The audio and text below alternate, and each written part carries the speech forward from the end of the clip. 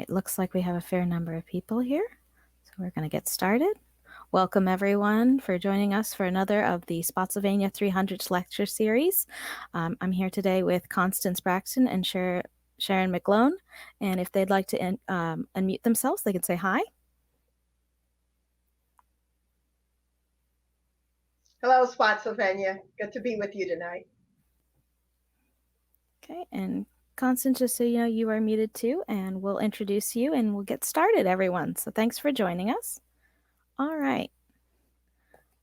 So let me just switch over one moment, everyone. Thank you. Constance E. Braxton is a native of Spotsylvania County, Virginia, and an alumni of the John Jay Wright Consolidated School, class of 1958. Ms. Braxton has a Bachelor of Arts degree in History from Virginia State University and a Master of Education from the University of Virginia. Her career as an educator includes W.C. Taylor High School in Warrenton, Virginia, as a history and social studies teacher. In Spotsylvania County, she taught second grade at Robert E. Lee Elementary and Battlefield Elementary schools. At Battlefield Elementary, she was one of the teachers who opened the county's first school without walls. Ms. Constance Braxton was appointed principal at Spotswood as the first African-American principal since integration and received appointment as principal to open the newly constructed Courthouse Road Elementary School. To date, the multipurpose room at Courthouse Road has been named in her honor. During 36 years as an educator, 13 years as a teacher, and 23 years as a principal, Ms. Braxton witnessed tremendous growth and resulting changes in Spotsylvania County and the school systems. Ms. Braxton's contributions include lifetime memberships of Savannah Baptist Church, where she serves financial secretary and program coordinator. In the community, she serves as president of the John Jay Wright Alumni Association, financial secretary of the Spotsylvania County Afro-American Teachers Association, life member of the Spotsylvania Sunday School Union, board member and treasurer of the John Jay Wright Educational and Cultural Center Museum, member and past vice president and president of the Fredericksburg Area Alumni Chapter of Delta Sigma Theta Sorority. Ms. Braxton has been involved with the John Jay Wright Educational and Cultural Center Museum since its inception in 2010, serving on the committee to determine the use of the John Jay Wright School building following renovation. Ms. Braxton has been instrumental in retention of John Jay Wright's name and a museum dedicated to the history of Black education, securing artifacts and documents, promotion of museum events, memberships and sponsorships, and community engagement. So let me just switch over, everyone, and we can welcome Constance to our group. Hello, Constance, and we will begin your presentation. Let me just switch over for which screen I'm sharing, and we will put up your PowerPoint. If you want to go ahead and unmute yours on your side, right at the center.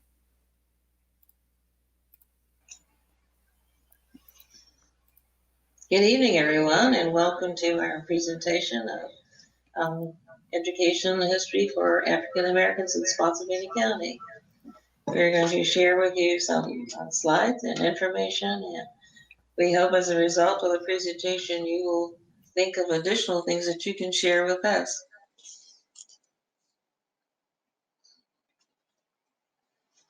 All right, the permanent exhibit that you see there is a panoramic picture. The information in that presentation that you see there is our permanent exhibit.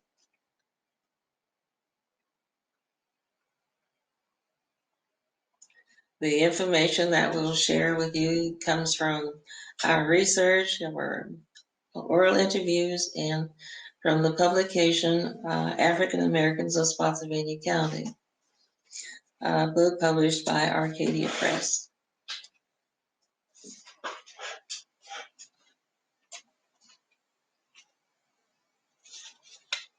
The opening slide there gives you a quotation from the authors of African Americans in Spotsylvania County, Roger Braxton and Terry Miller. Terry Miller was instrumental in helping us getting the museum established, served as our curator for 3 years as we started.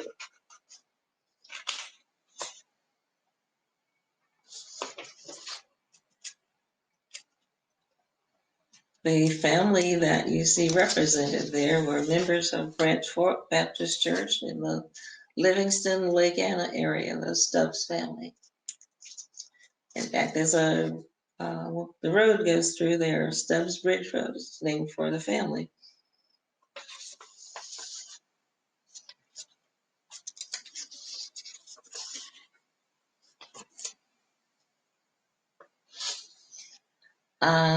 China Coleman was a well-known preacher in Spotsylvania County and served several different churches.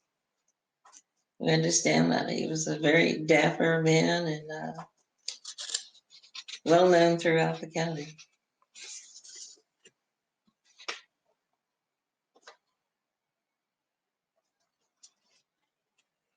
All right, that is a picture of James Lewis and his family, and of course the Lewis family is an established family of Spotsylvania County also. You can see that. They own their own land, which was very important.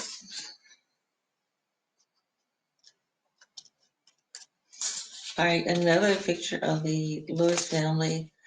They were, I guess, what you would call veterinarians.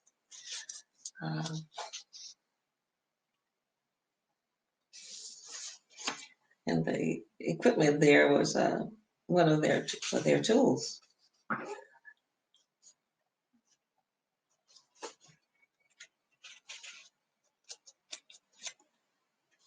The Spotsylvania All-Stars was a baseball team founded by Charles Sonny Dyson, and he worked with young men who were very efficient baseball players from Spotsylvania, Fredericksburg, and the area.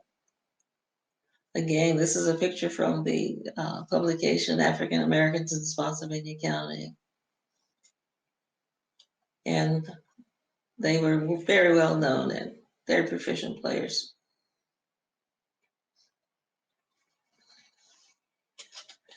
Army Sergeant Benjamin Brown was a Buffalo soldier and a Medal of Honor recipient.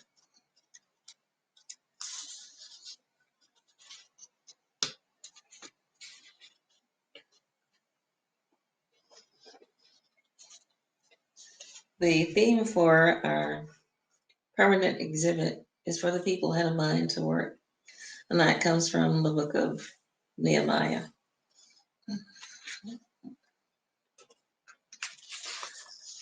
The picture that you are looking at now is a picture of the first high school. The official name was the Spotsylvania Training School, but it was named or recognized as Snell School because it's located near the crossroads that's called Snell.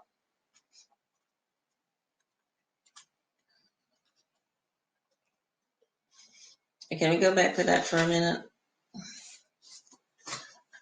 That school was the first high school for Black children in Spotsylvania County. It was established by the Spotsylvania Sunday School, which was composed of 13 churches who pooled their resources together to start the building. The leader in that endeavor was John Jay Wright. The contractor or the builder was Alfred Fairchild, who was known as Allie Fairchild.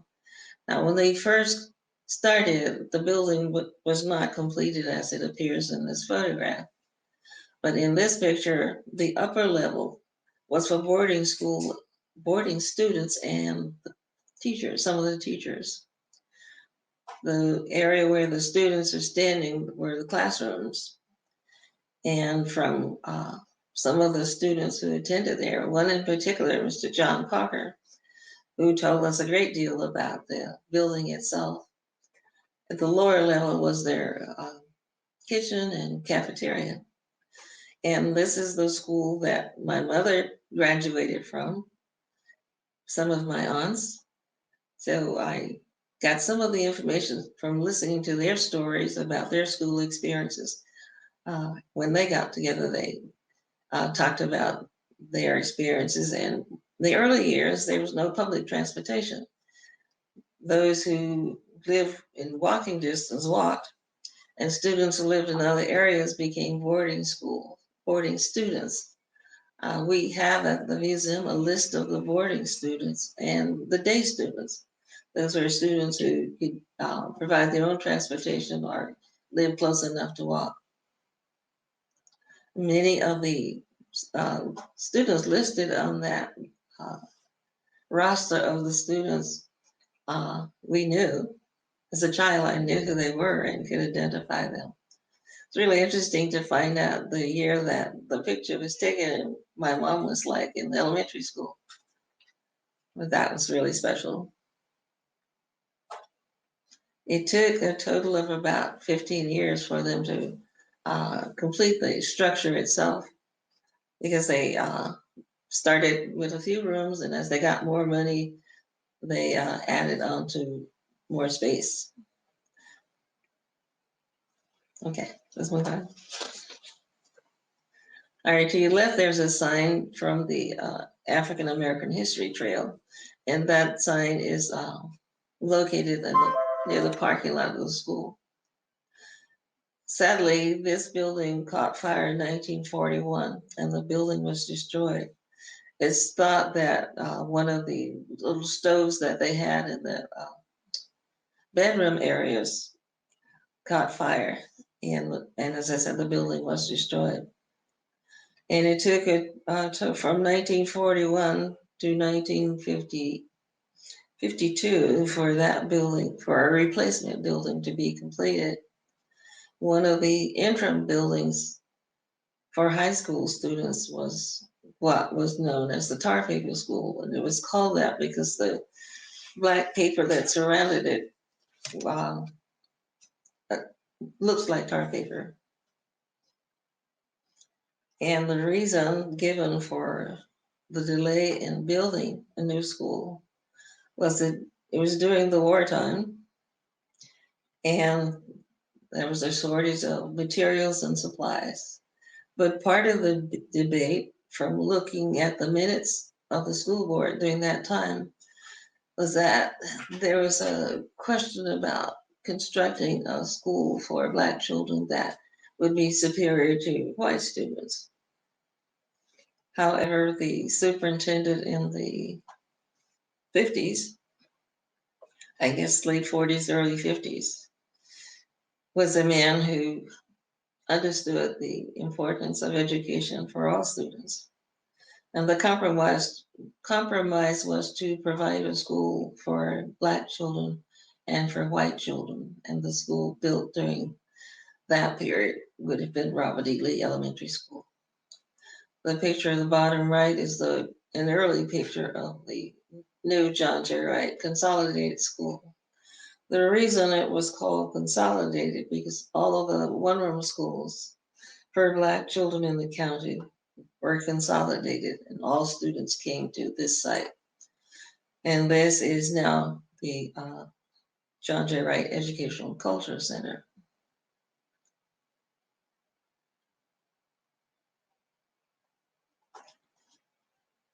The John Jay Wright Consolidated School is kind of an important marker in all the things that it took to get to that point. Before the early 1900s, there were lots of one-room schools in various areas of the county. Some were built by individuals, and some were built by the people in the local area who put their money together to build those schools. One of the schools still standing is the Piney Branch School. It's right next to Piney Branch Church. One of the school's replica is located next to the Snow Library in the courthouse area. But the important thing is that African Americans understood the importance of education, and they wanted their children to be educated. Those who taught at the one-room school sometimes were people who knew a little bit more than their neighbors, so they became teachers. And that was the situation for a long period of time. And people in the neighborhood who sent their children, they helped to pay the teachers.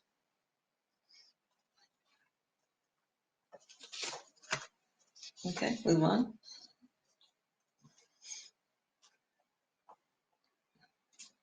There were no public funds, and as I said, the one-room schools were funded by the local people who put their funds together. Of course, another example was the Summit School. The number of one-room schools kind of fluctuated at periods because some were closed because of lack of students, or in many cases because they didn't have enough money. But primarily, churches were a strong support of the one-room schools.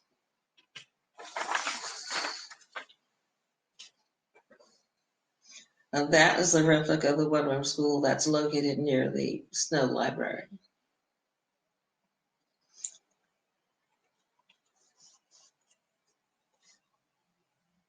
The importance of teachers were one of the men that we knew well.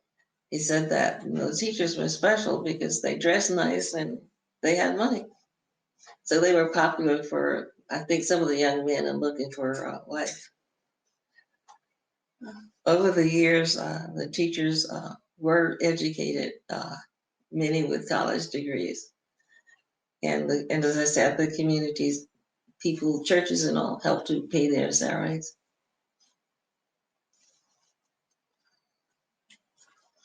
And of course, important person in the history of education for African American children in Spotsylvania County is the man known as John Jay Wright.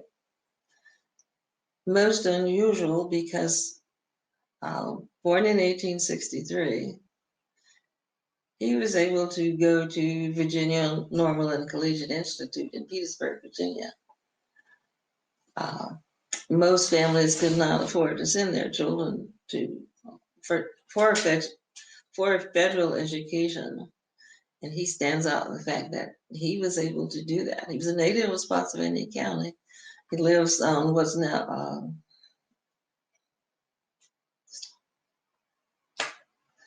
not Massachusetts. Summit? No, the church, the road. Okay.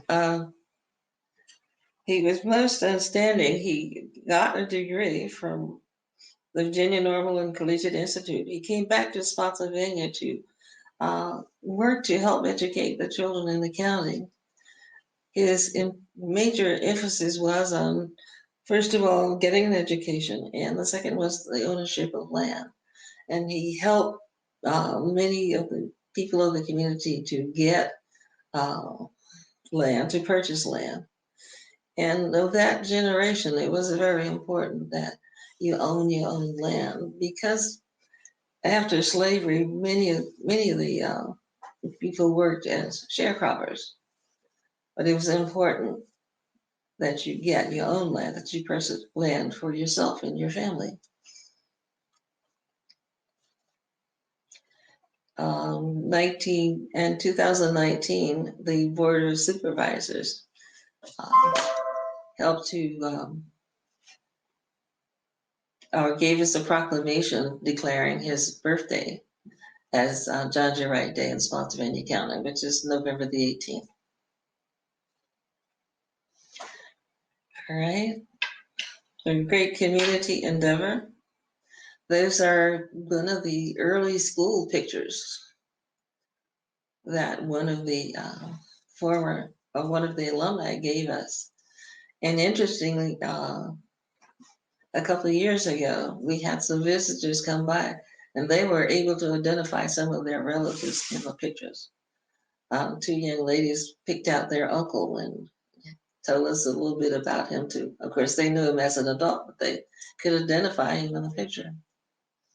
And that's always exciting when people come to the museum and they see people that they know and can tell us something about them.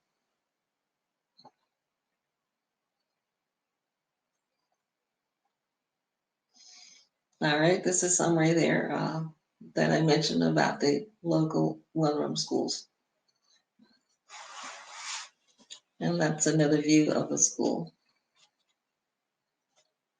As I said, the builder for that building was Mr. Allen Fairchild. He has lots of relatives, descendants in the county. I understand that he was not an educated man, but in terms of his construction, that he was able to plan and measure so that when the project was completed, there weren't any scraps left. That I think is remarkable.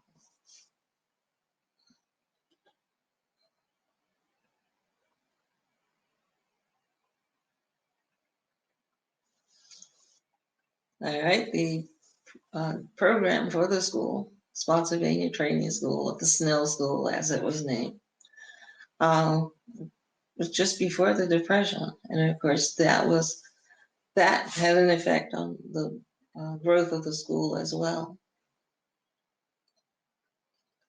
This was the building that burned in 1941. And the last living graduate of the school passed away in the end of 2019. The last two living students at that school were two women, which is remarkable, I think. As I mentioned, the tar paper school earlier, and the reasons for the delay. But in 1953, it was exciting when the brand new school opened.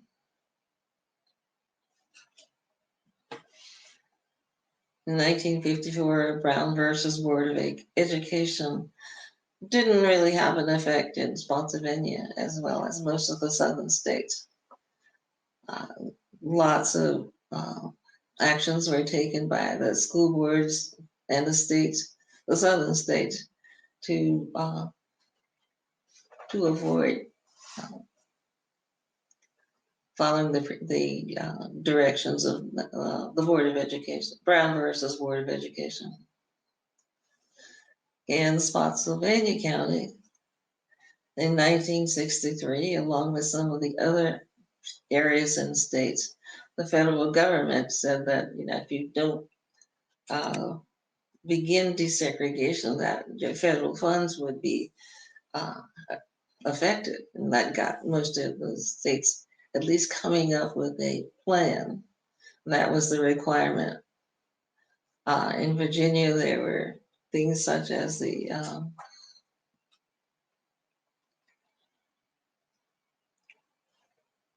various plans. The state legislature had various committees and programs to get around desegregating schools. And one of the young ladies who participated or was instrumental in that process you're going to hear from a little later, and she'll give you her perspectives. We're excited about that.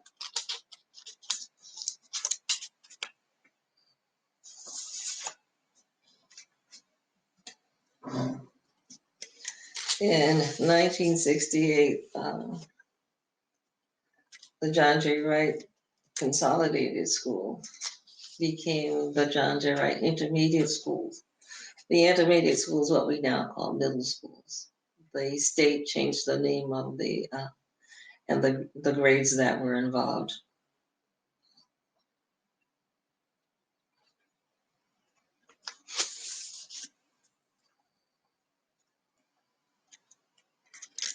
All right, the next picture, or one you're seeing now, is the grand opening of the museum. That was September 9th, 2010. The ladies with the cane, and there's three ladies in the center there. They were our oldest alumni. We were excited to have them there, and of course, they were excited to be there as well. In the background were members of the school board and the president of the Sunday School Union, as well as our first president of the museum.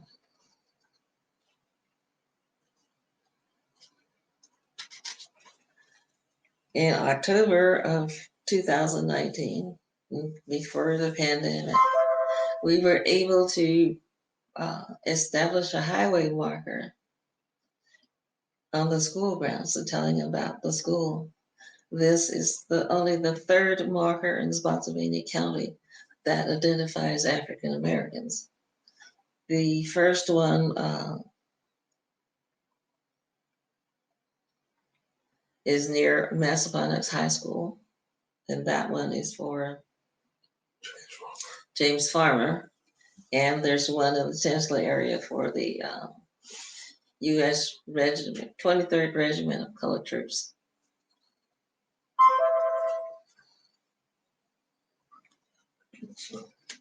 All right, and we have before you the mission of the museum.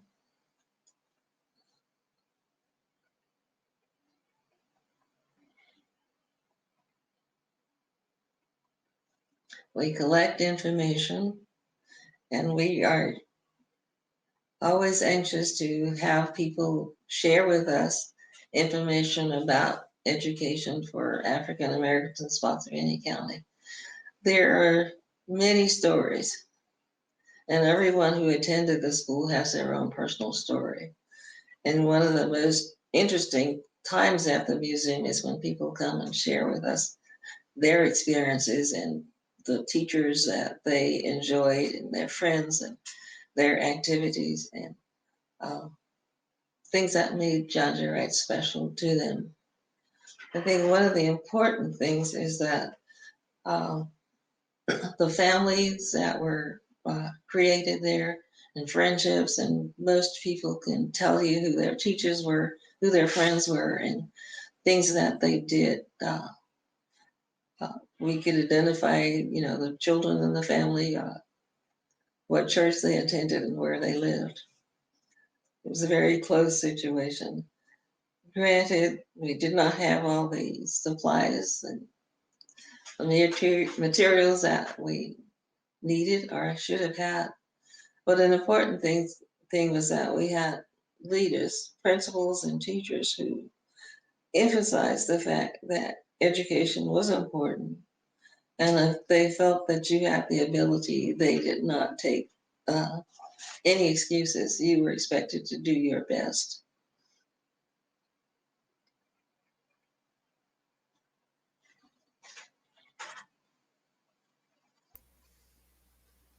All right, thanks very much, Constance. We're going to go ahead and switch over to Sharon now, so let me go ahead and pull up her introduction slides. One moment, please.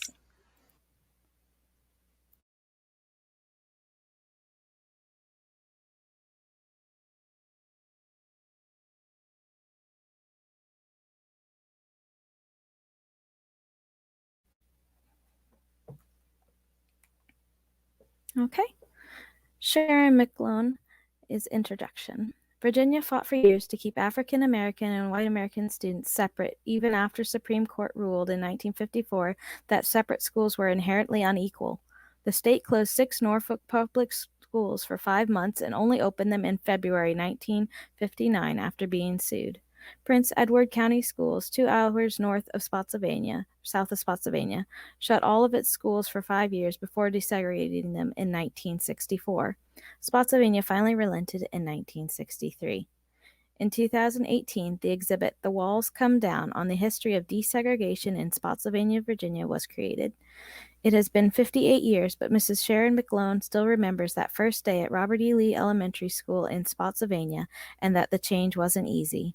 Mrs. McGlone had been going to the all-black John Jay Wright Consolidated School, like most of her family had. Her great-grandfather helped to build the school. The then 4th grader and 6 other girls had prepared all summer for taking their first steps into the county's 2 previously all-white schools. Mrs. Sharon McGlone, now a retired educator living in Norfolk, will discuss how being a young and innocent pioneer helped mold her life. I want to share my story about the walls in education that were taken down 58 years ago and encourage the conversation of walls that still remain, said Ms. McGlone, who is a member of the League of Women Voters of Southampton Roads. One moment. And let me put her on main screen. Good evening. Hi, Spotsylvania. I'm usually there, but I'll be there soon. Thank you, Connie, for that history. I never tire of reading or hearing about the history of my county, my community, my people. And thank you and Roger and all the other members of the Historical Museum for archiving this history for us. It will be there for generations. And I thank you for the Central Rappahannock Regional Library for this program. History is always good to have. But you know, as a 9-year-old little Black girl growing up in Spotsylvania, I remember building a fort out of logs. See, I built the walls of the fort for protection so that the fort would be strong and we could play in it safely. The log walls separated the inside from the outside, and even on a rainy day, I could play in the fort because the fort walls sheltered from the rain, because I was inside the fort, not outside. I didn't know about the walls of segregation, the walls of massive resistance, nor the walls of miseducation, because you see, in 1963, I attended John Jay Wright Consolidated School, the first consolidated school for Black students of Spotsylvania County. And as you've just heard, that rich history. It was the same school that my parents and other family members had attended. My third grade teacher, Mrs. Alberta Fry, she'd been a classmate of my mom. The cafeteria workers, they were members of my church, and the custodian staff were neighbors and distant relatives. The school was an extension of my family. And as you've heard, it was built by an organization of Black churches who they donated their hard-earned nickels and dimes to pay off the bank loan, and they even helped with the teachers' salaries, because we know that the teachers that taught at John Jay Wright did not get the same salary as the teachers who taught at Spotsylvania during that time. So I wasn't aware of the walls of inequity. I wasn't aware that the excellent teachers and staff at John Jay Wright, they taught with all the leftovers. They taught with leftover materials and leftover supplies from Spotsylvania High School. But what I did know is I knew that John Jay Wright surrounded us, its students, with a wall of nurturing and support. As Connie said, there was a firm push to excel, and there was no excuse to not at least try your best. I was taught that I was smart, I was gifted, and I was Black. Black history was taught every day. It was a cherished and an honored institution of learning. And in spite of the unequitable support, the graduating students went on to become lawyers and doctors and nurses and judges and brave members of our armed forces and active and successful residents of the community. But although the walls of segregation were invisible to me, they were not invisible to my parents and 5 other parents in Spotsylvania that year. As members of the local National Association for the Advancement of Colored People, they knew that Spotsylvania was too slow to follow the law of the land. The 1954 Brown versus the Board of Education ruling that gave the freedom of choice in education to all. So our parents knew that their tax dollars that were being spent on schools were not equally allocated. At John Jay Wright, the classroom books were not the same books that the white students at Spotsylvania were using. The science lab material was not the same quality that other students were using. The upkeep and the age of the buses were not the same. There was no equal but separate education in Spotsylvania County. So that summer of 1963, my parents and 5 other parents decided to bring down the walls of segregation. I think if the late Congressman John L. Lewis was here, he would say they decided to get in good trouble. They submitted applications for 4 young girls to attend Robert E. Lee Elementary and 3 young ladies to attend Spotsylvania High School. They submitted those to the State Pupil Placement Board in Richmond, Virginia. Another one of those walls that were put up when integration was coming about. It's recalled that when the applications were submitted to the PPB, they initially weren't even accepted because they had all been typed on the same typewriter, and we were 7 different children. You see my cousin Amy P. Jordan, she was a retired college professor and an active NAACP member. And she had met with all the parents and she had helped complete those applications. She had typed them on her typewriter. But that didn't stop them. With persistence, the applications were resubmitted and eventually they were accepted. And we were assigned to attend the white school in the fall of 1963. Little did I know that there would be all these walls of fear, walls of social isolation, walls of exclusion, walls of racial stereotypes, and the walls of incorrect and untold history. But I did know that I was going to be attending Robert E. Lee Elementary School with my friends, knowing that Karen and Moselle and Cassandra, they were all my 3rd grade classmates. They were going to be attending with me, and that's all I really wanted to know. I don't remember having too much thought about going to the white school, as long as I was going to be in the class with my friends. But I do remember being coached and being told these 4 things. 1, be a good girl. You were told that every time you left the house. 2, make good grades. Education was something serious. No one tolerated not at least doing your best. 3, represent my family well. Again, that was something that was always told. You represented your family, your church, your community. You knew about that. It was the 4th thing that I was told that was a little different. And that was, if I was called names, don't say anything back. Just tell your mama when you get home. Now, those first 3 instructions, they were the same instructions I've been always told whenever I left the house, whenever I went to school.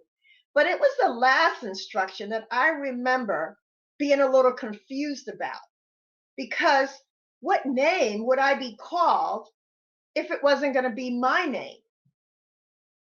You know, my dad was in the military, and so he told me that he had been transferred to Germany in 1963, right before school was starting.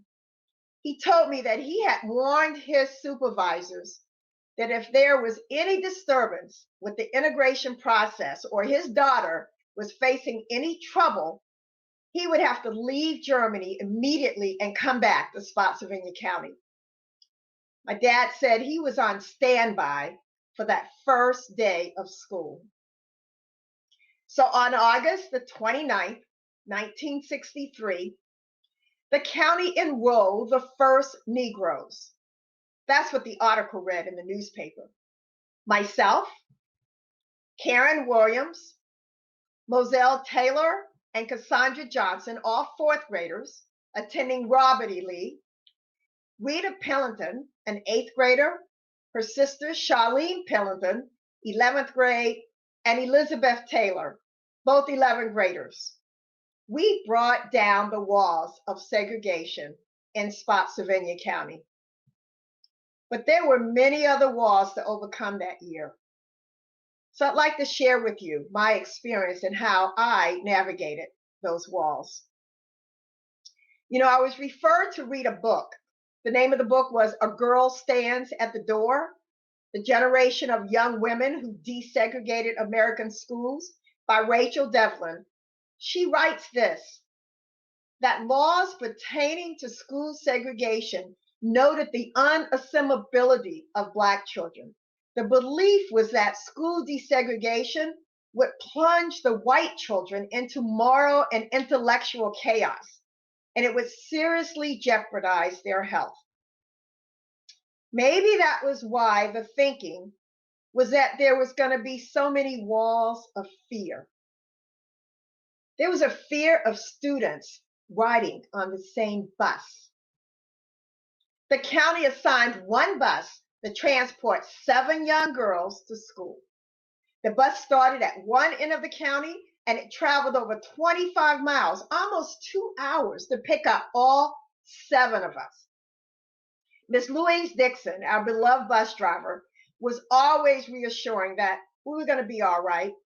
Her smiling face was a joy to see every morning. And we were excited because we were on the bus together. So after dropping off the 3 high schoolers, the bus took us to Robert E. Lee Elementary and we got off. I remember being escorted to the auditorium and we all got to sit together at that moment. All the other students, the white students, were escorted to their classrooms with their teachers. And I remember I was still sitting there. So there was a fear of sitting together. After all the other students had left, I was escorted to my classroom alone. Upon arriving at my classroom door, I could see the entire classroom looking at me, and Mrs. Bernard, who was the principal at the time, she said to Miss Shrum, who was going to be my 4th grade teacher, "This is Sharon McGlone, Sharon Taylor," because that was my name then. So Mrs. Shrum, a woman of small stature, she pointed to the empty desk and she said, "Hello, you may sit at that desk."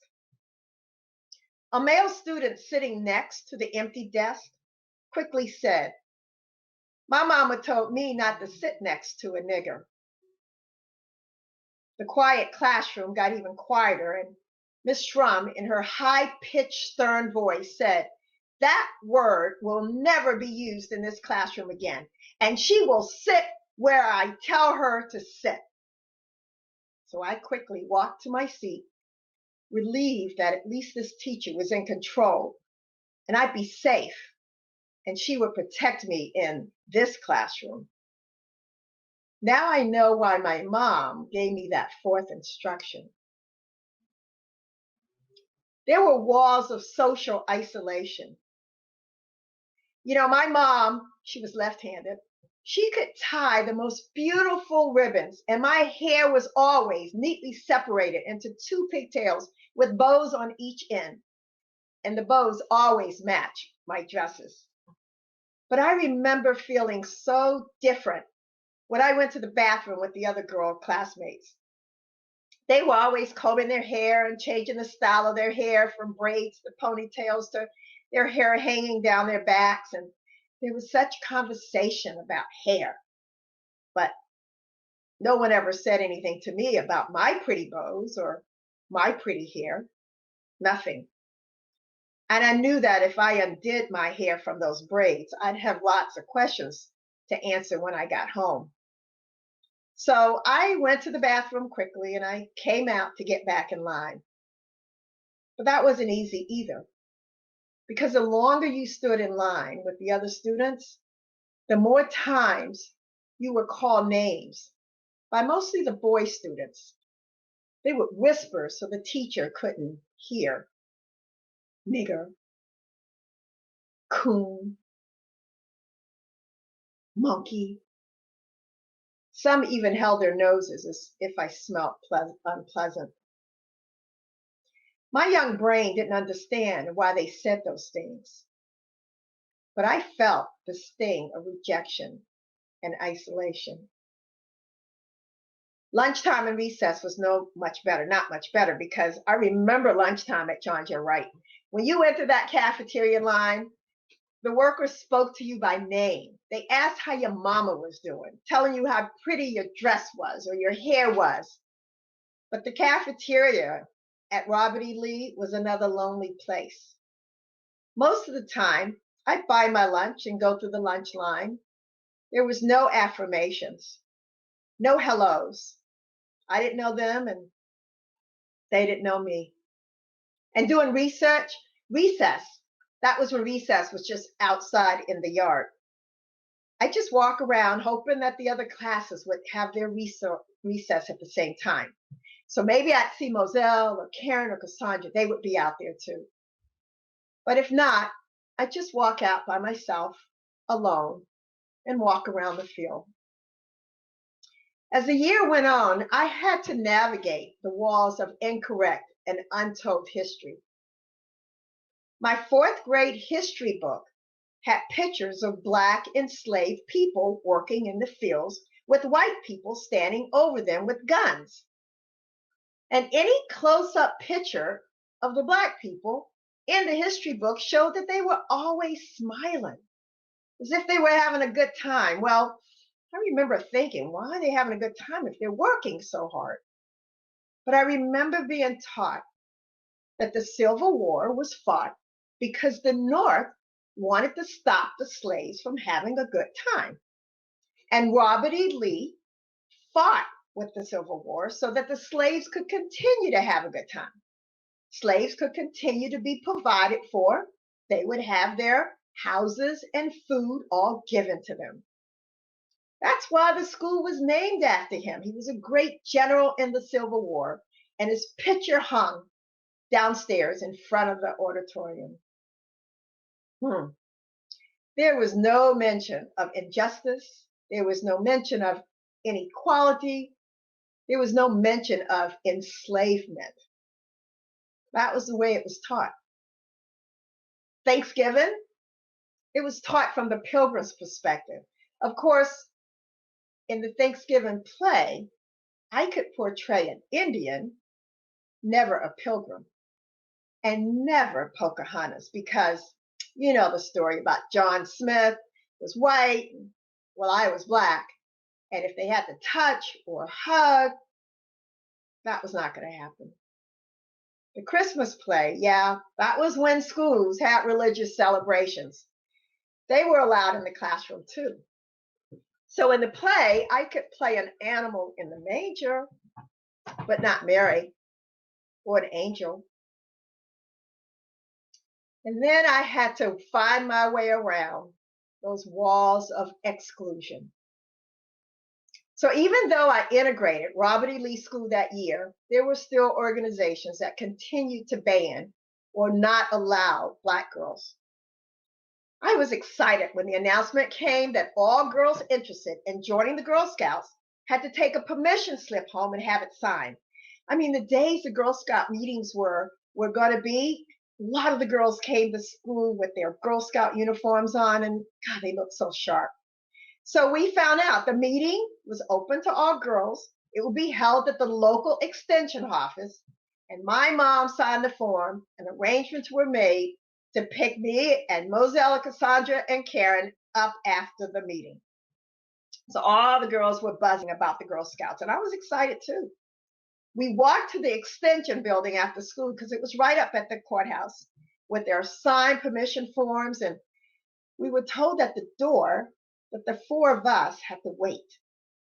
So I remember seeing the leader letting the other girls in, but not us, which kind of added to my anxiety because I'm thinking, what's wrong? I had my permission slip.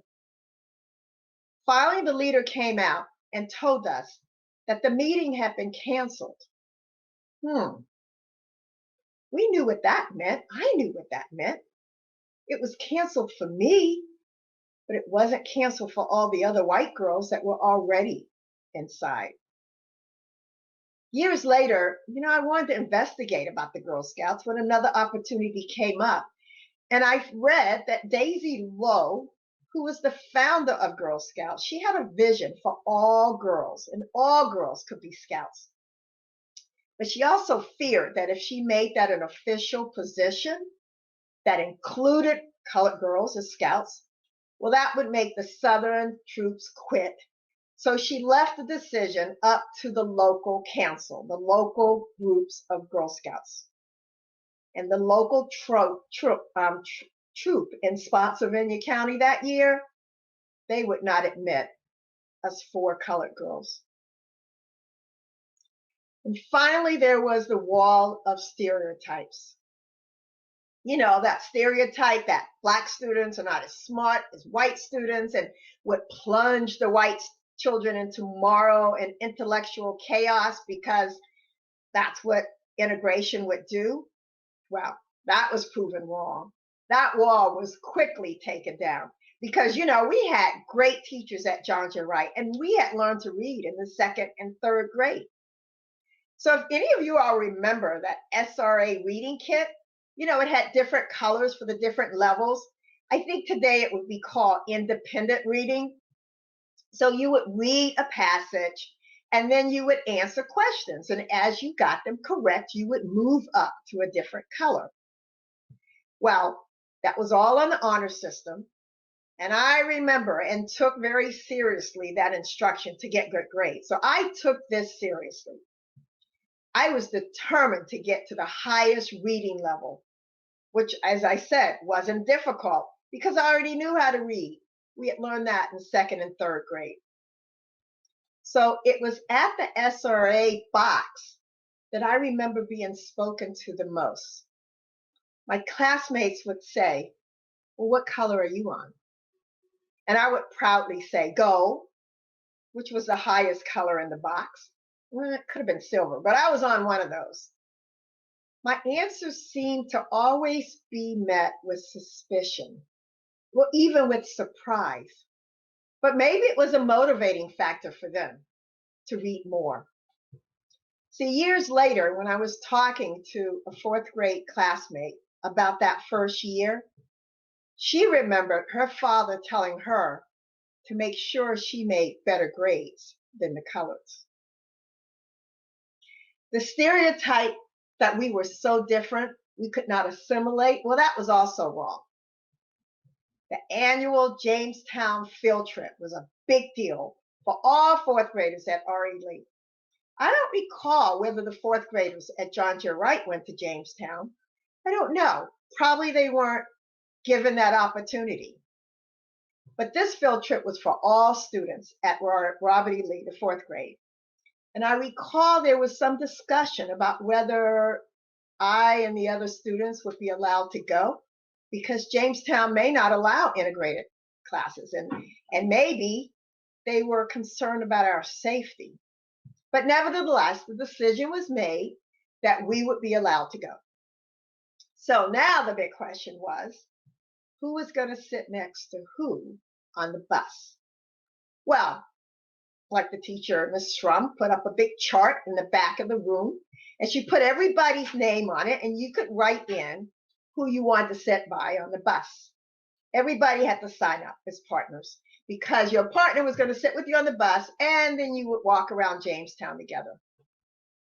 So I remember seeing my name there, and no one signed their name beside mine, nor did I sign my name beside anyone else. Everybody seemed to have a partner. But I remember thinking, well, am I going to be able to go on this field trip? Because I didn't have a name, and Karen and Moselle and Cassandra, they would be on another bus because we weren't in the same class. So who was going to be my partner? So Carolyn Jones, a classmate, she asked me if I wanted to be her partner for the trip and to sit next to her on the bus. Such a relief. I said, yeah. Now I knew I could go to Jamestown. After that, we continued to talk to each other in class whenever we were permitted. We shared what reading color we were on, and we even agreed to trade lunches for the field trip. I was so relieved. At least I had a friend.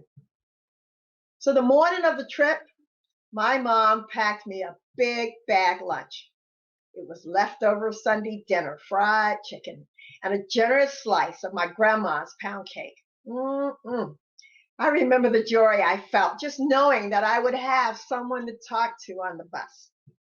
and I'd have a partner for the field trip. So as we settled in our seats, Carolyn said, "You still want to trade lunches?" I said, "Of course. Anything," I'm thinking, because I got a friend now. So she said, "What did you bring?" And I said, some fried chicken, a sandwich, and a big slice of my grandma's homemade pound cake. Boy, she said, "Wow, that sounds good." And then I asked her, "Well, what did you bring for lunch?" And she excitedly said, "A peanut butter and banana sandwich and some cookies." I swallowed hard and I repeated, "Peanut butter and banana sandwich?" And Carolyn said, "Yeah, it's so good." Well, I handed over my chicken lunch sandwich for that peanut butter and banana sandwich, and I enjoyed every bite of it. And in retrospect, I wonder, what other part of me did I hand over as I learned about cultural differences? So I was in and out of Spotsylvania School because as an Army brat, my dad was transferred to different bases. After attending middle school in Stuttgart, Germany, I returned back to Spotsylvania for the 9th grade, remembering all my elementary schoolmates and reacquainting myself with my John Jay Wright schoolmates. Sometime I found myself an outsider to my John Jay Wright classmates, some accusing me of leaving them behind when I attended the white school. Because see, now all the schools were integrated. My senior year was 1972, the same year Shirley Chisholm, a Black Congresswoman, sought the nomination for President of the United States. I was elected class secretary of our senior year. Karen was the class president. Moselle and Cassandra were on the student council. Our class was the first to have a Black homecoming king, Vincent Tyler. Our football captains were Tony Fauntleroy and Vincent Tyler, and there were 45 teachers at our high school, and 3 of them looked like me: Miss Fry, Miss Harper, and Miss Sample. They were always there to give us positive affirmations, and we cherished their presence and their support as they helped us navigate and conquer those walls. So I'm often asked, how do I feel about being a first or a trailblazer? Well, see, as an adult, I understand why my parents made the decision they did to integrate the Spotsylvania schools. As a parent, my husband and I have had to make those tough decisions to assure that our children obtain a quality education wherever we moved. But I recently read a passage in the Daily Word by Dr. Brenda Wade. She had also experienced racism at an early age, and her writings also described my experience. I quote, "My early experiences took root in my mind and soul. Those experiences were the beginning of a spiral of internalized pain and rage that would take me years to confront and heal. Years of psychological work, spiritual practice, self-care, and healing. But those years have freed me of the shame, pain, and anger that had weighed me down so many years. I've used my healing experiences to reflect on my awakening as to who I am and what I embrace. And I embrace that I have the opportunity to make changes in the world. You see, my parents and the other parents, they believed in change, and they stepped out to make a change in Spotsylvania schools by forcing the integration of schools. And I know I too can make a change by participating in the community government, by attending local and statewide meetings, by working on political elections as a volunteer, and always, always vote in local and national elections. I can make a change in the world. I also embrace the fact that I am not invisible. I'm not intimidated by being the only in the room. You know, there are many times that I've been the lone person of color in various situations, whether it was on a committee or it was in the workplace or in social gatherings. I noticed it, but I'm assured that I belong in that room. I also have learned and knew that the character of people is colorblind.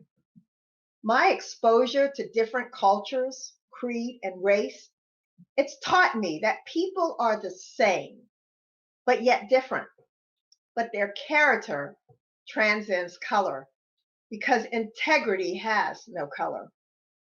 You know, Isabel Wilkerson, who wrote the book Caste, The Origins of Our Discontent, she writes, "We are responsible for our own ignorance, or with time and open heart enlightenment, we're also responsible for our own wisdom."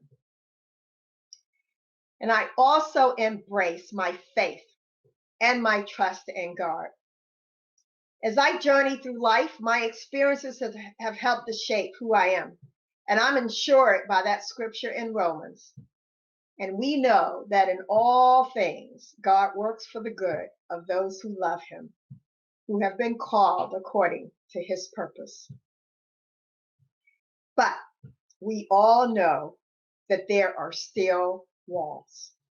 Walls continue to be placed in our society today. The walls of inequality persist. The walls of voter suppression are still being erected. The walls of economic opportunity are blocking far too many for achievement. But we as a community will continue to climb those walls, and we'll conquer those walls as we demand equality, we demand fairness, and we demand opportunity for all. You know, we celebrated when Connie Braxton was the first Black principal assigned after integration. We celebrated when Spotsylvania elected its first Black supervisor, Deborah Frazier. We celebrated when our old country elected its first Black president, Barack Obama, in 2008. And just last year, we celebrate again as we have the first woman and the first Black president, Kamala Harris. We will continue to celebrate that although our past had walls that are still walls today, our past history is our present history. Happy Black History Month to all. And thank you to the John Jay Wright Cultural Museum and the Central Rappahannock Regional Library for this program. Thanks very much, Sharon. Okay, everyone, we've left some time for questions and answers. So if you have any questions for Constance or Sharon, you can leave them in the Facebook chat for us. And they'll see how many we can get through. Exit solo layout. There we go. All right, let me see if we have any from before earlier. Let's see.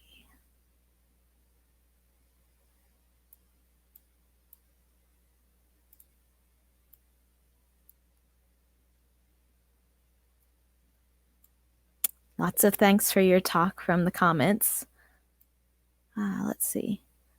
Does anyone have any questions for them? We'll leave a few minutes and see if anyone thinks of any questions they have, and then we'll sign off for the evening.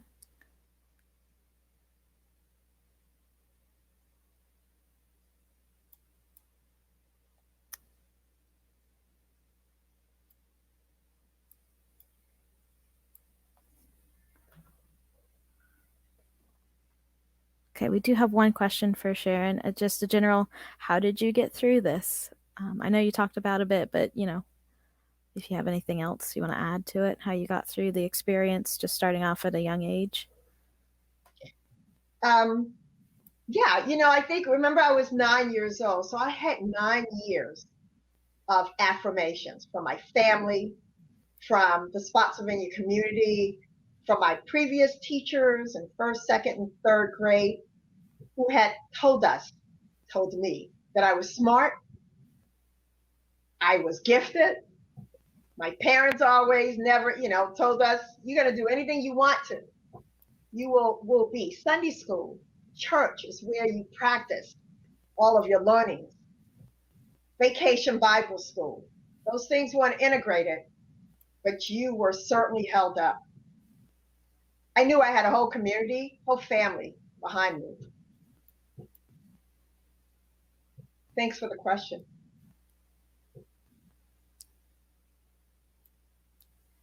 Does anyone have any other questions? Please leave them in the Facebook chat for us. We do have some time.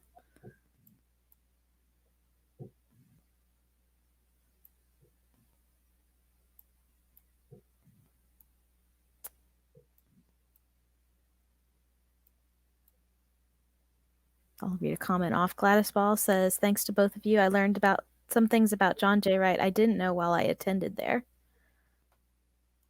Okay, and we have another one. When did you see a change in the attitude of the male students? I think that's directed at you, Sharon. Well, I think perhaps some of my classmates are on here. As time went on, of course, things got different. But I think there was also a time that I stood up to some of the male students. When nobody else was in the hallway but myself and that student, there were words exchanged. And I think once that happened, things got a little different.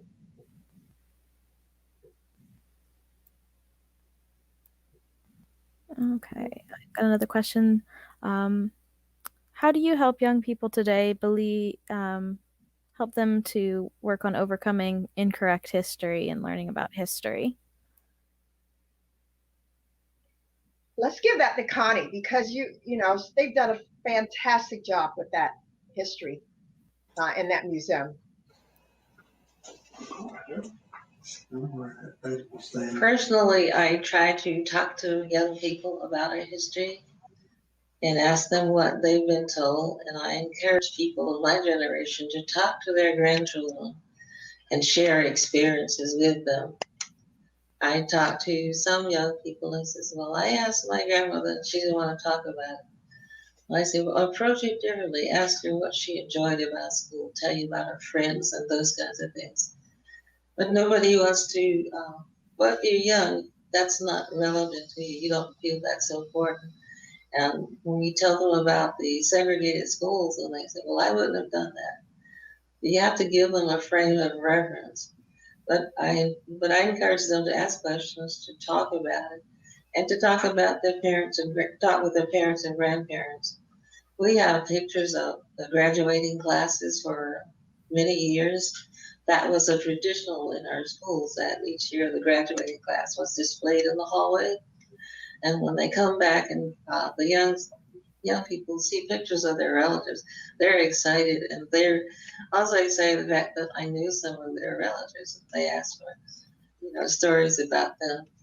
But and students who are graduated from John Jay Wright, that is really special when they come and talk about things that they did, and teachers that they like, and those who are on their case, and just a really fun time.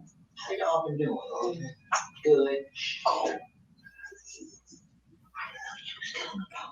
But it's always interesting. It's interesting to talk to people who are from other areas where they did not experience segregated schools. So they are looking for just information about it and how we felt about it and things that we experienced. Okay, let's see if we have some more questions. It looks like we do. Okay, so for Sharon, when you came back from Germany, did you notice a difference in treatment to you?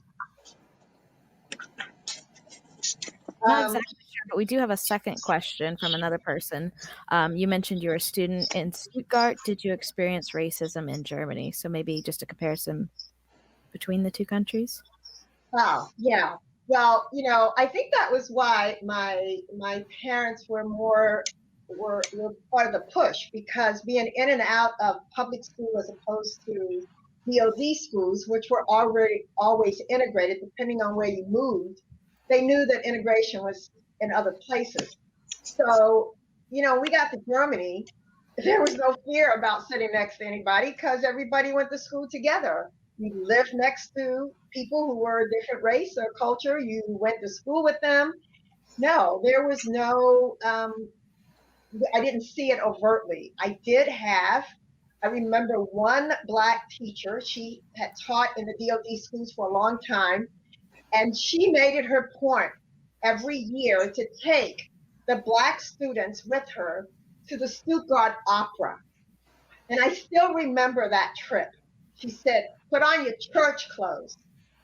And we caught the train downtown Stuttgart because, she knew that this was something we needed to experience. She kind of took us under her wing. But no, there was no overt. There was totally togetherness. So when I did come back, as I talked a little bit about, I had left. And when I left, schools were not fully integrated. But when I came back, they were. And upon seeing some of my classmates that I had had at John Jay Wright, I sometimes didn't fit in because, first of all, I had left for a few years, but I think sometimes we saw that you all left us, and because you went off to the elementary school. But that didn't continue as much once we got the high school together. Okay.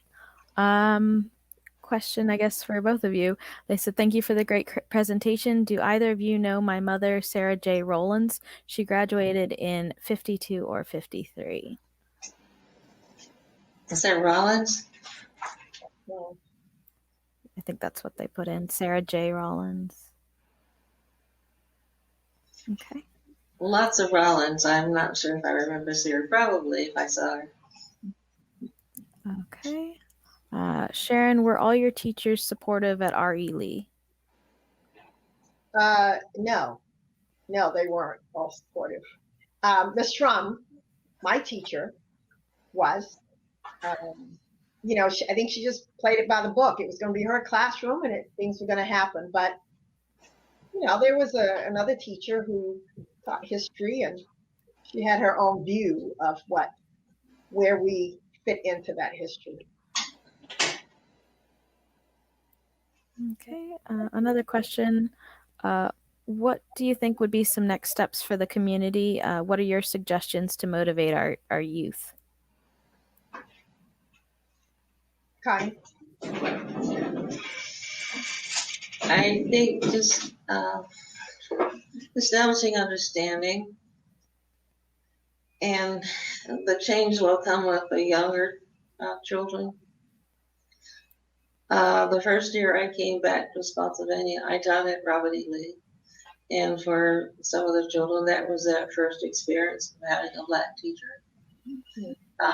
Some of them still in their families refer to Black children and me as being colored. That was their language at home. I didn't have any overt experiences with kids being concerned about that fact. Some of the children, I could tell, were hesitant until they got to know their classmates. And I think helped their parents to understand that school was school.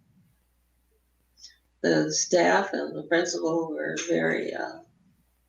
were helpful to me because I was coming from high school level. So I was learning a lot of things too. It's interesting because most of the children came from, there were probably 5 elementary schools at the time. So some of the children, neighbors, and maybe even relatives were of a different race. But I found that the children, once they got to know each other, they didn't see color.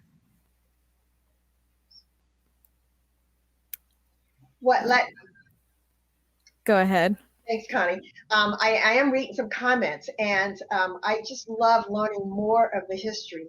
And as Cassandra, which was one of the first also, she writes, and I kind of thought about this, but I couldn't remember the name, that Hugh McHenry was the first appointed African-American school board member, and Lee Broughton was the first elected African-American school board member. And thanks, Sandy, because I'm going to put that in my talk the next time, that I'm going to celebrate that also. Thanks for that history. I'm going to say the time that I was appointed principal, there was some pressure from the community why don't you have any Black administrators? And why aren't you hiring more teachers? Because that hasn't gone away. And Hugh McHenry was the one who called me. He says, if we put your name out there, will you accept? I said, yes. I figured if everybody else could do it, I could. And I probably knew more about elementary children than some of the other people they were appointing. But I did have mentors, who helped me stay out of trouble. and, and basically with the staff members, once they got to know me, they were kind of suspicious at first because they didn't know me. But I was at Spotswood for 17 years, so by that time they all got to know me. And it was interesting when I went to Courthouse Road, I didn't have to do much explaining on my expectations because some of the faculty came with me. And I heard them telling other teachers, no, she doesn't like that. You can't do that. And if somebody was not in line, they would tell them, you need to take care of that because she's going to see you. And an interesting thing was that the rule was that you didn't stand in the chair. Teachers like to stand on chairs to do their bulletin boards or whatever. And we bought step ladders for every pod there. And one teacher would say that every time I'm out there in that chair, you walk by and catch me. I said, I'm not catching you. I didn't know you were in the chair. And at one PTA meeting, the parents like to take the pictures of the kids. And I was standing beside a lady who climbed on the chair, and I hadn't really noticed she was on the chair. She slipped, and the chair flipped over, and she said, I'm just so embarrassed you caught me. You always say don't stand in the chairs. Fortunately, she wasn't hurt, but it was a good lesson. Okay, let's see. We do have time for a few more. We've got a statement. I believe Hugh McHenry was the first African-American school board member. That was in the 1970s. Meetings were held at John Jay Wright. Is that correct? Yes, somewhere. Mm-hmm. And I built a new school board meeting, school board office. One of the things that the superintendent did at the beginning of the integration, they moved the school board office from the site beside Robert E. Lee down to John Jay Wright. And I think there was a message in that for the community that he put it there to say that this is a safe place that you don't have to worry about sending your children there. Mm. I think there's another thing they did. They took a few teachers from the Black schools and sent them to the white schools, and some white teachers basically to the Black schools. But my observation was that he chose the strong Black teachers to go to the white schools. I'm not so sure that was equal in the exchange. Okay. And another point I didn't mention earlier, that the teachers at John Jay Wright were all college graduates. As far as I know, we didn't have anybody with a certificate still teaching. But most outstanding for those of us who graduated from John Jay Wright, we found out that Mr. Scott, our principal, had a master's degree from Cornell University. He's doing that time in the 40s. He got it. Then at that time, there weren't Black people could not go to white schools to get master's degrees, and not all Black colleges offered that same degree. But to see him, and we understand now why he was the way he was and his expectations, that this was an educated man. He can talk about it, I'm sure, because there probably weren't that many principals that had a master's degree. But all of the teachers were degree people, and they provided us experiences. I remember our junior and senior year, they would take groups of us to other colleges for special programs. I remember in 8th grade, our assistant principal took a group of us to Virginia Union University. And the speaker that day was Billy Graham. Of course, we never heard of him. But that was an experience that she put a group of us in her car. This was before seatbelts. There may have been about 6 or 7 of us in our car. She had this big Chrysler. And of course, we had to wear our church clothes. We didn't behave ourselves anyway, but those were the kinds of experiences we were provided. For science and math conferences, we went to other schools for competitions at the local level and then at state level.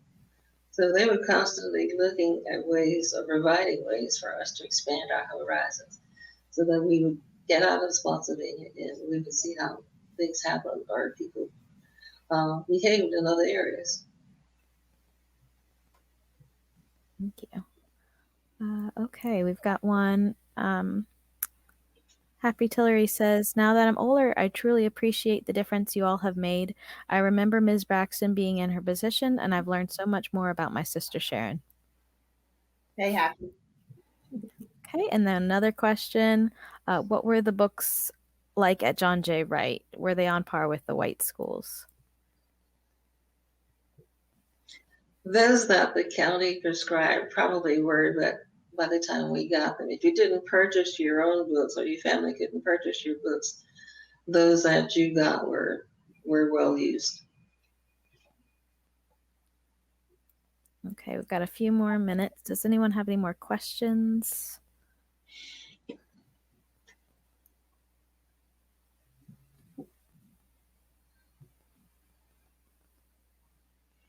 We've got one comment. Mr. Ralph Tatum was recruited to be the first Black director of instruction in Spotsylvania with the help of the community.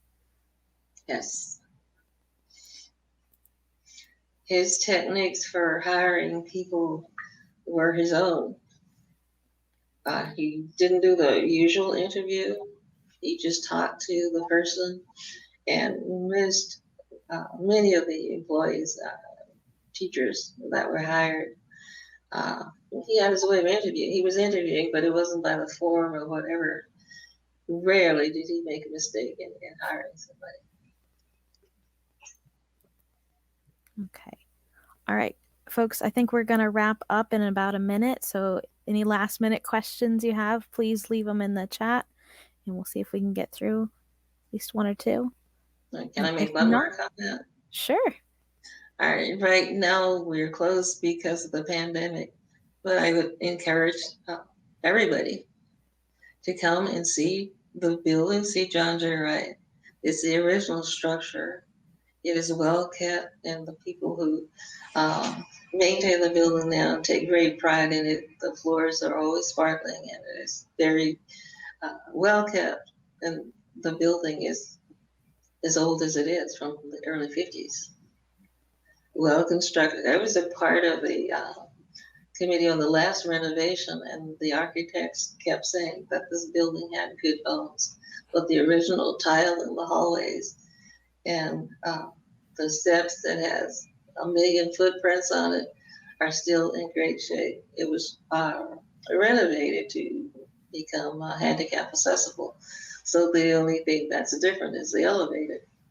One of the stairwells were made into an elevator for handicap accommodations. But when people come back there who went to school there, they go to where they remember the bathrooms were or whatever. It's a few things have changed the places, and they'll come and what my classroom was here and my teacher was here. So it's really interesting. And for people who aren't aware of the school, it used to be the main highway through the county with the parkway that you don't have to particularly come that way if you don't have business there, but it's an exciting place to be. And those of us who were there, the board members and volunteers, always enjoyed the experience of being there. It's a living history. We have some recordings of people who went to school there talking about their experiences. This 2019, we have the classes from Mary Washington to take the information that we had in our permanent exhibit, and they gave it a modern touch. So that's what you're seeing when you come in now. And we're still collecting pictures and photographs of documents or things that people have. And if you don't have those things, we appreciate your experiences sharing that with us. I mean, I went to John Jay Wright from first grade to the 11th grade. They didn't have 12th grade then. And one of my disappointments was when I was almost 6, but you had to be 6 by the end of September. And my mom had sent my birth certificate. And I said, no, you're not 6 yet. That was my heartbreak right there at the beginning. But however, I think one of the teachers who attended our church and my mom got together. So I really have first grade at home. And I was reading, doing that. And I've always been a reader, enjoyed reading. Don't read to me, tell me the word. But the museum represents the history, an important aspect of history in Spotsylvania County that is little known. And I've learned lots of things that I didn't know. An example was I didn't know what the J for John Jay Wright stood for. I never came up in the conversation, or nobody seemed to know. And in talking to one man I mentioned, John Parker, was a student at the Spotsylvania Training School. And he was sharing us the layout of the building and the classes and how people got to school, activities that they had. So it's always interesting. We're continuing to learn lots of things, new things, and we enjoy sharing what we've learned. We've got a lot of thanks from everyone in the comments, and we thank you all for joining us this evening. I guess for final wrap up, for Connie, is there anything in particular you're really looking for the archives, for the community, if they have things? We are looking for photographs, documents, anything that has to do with John Jay Wright. Some of the teachers have shared with us, former teachers have shared some of the materials that they have. So we're always looking for new things, or anything that has to do with the school or its history that, people complain that they offer us things. Large objects we can't accept just maybe for a temporary exhibit, because we lack a lot of storage space. We had just begun an exhibit of family farm and kitchen utensils that Mr. Thomas Brown, Thomas Lewis has lots of utensils and things that a lot of people have no idea. Some we had to try and figure out ourselves and ask him exactly what they were. He collects things, has a huge collection. We just have a small sample, but it's very interesting. And when people came in, we asked them to say what they thought they were. All right, thank you. We're continuing to evolve. Sorry. For those wondering and watching, yes, this is recorded and it will be posted, so you can watch it again if you'd like. It will be on our Facebook page, and I believe it pretty much stays up there. And if you have any more questions, you can feel free to write in. They do have a website for the John Jay Wright Center, and I believe we've linked it through on our website as well to link back to them. So thanks for joining us this evening, and join us again next month for another Spotsylvania 300th lecture series. All right. So long, everyone. Bye. Bye. Bye.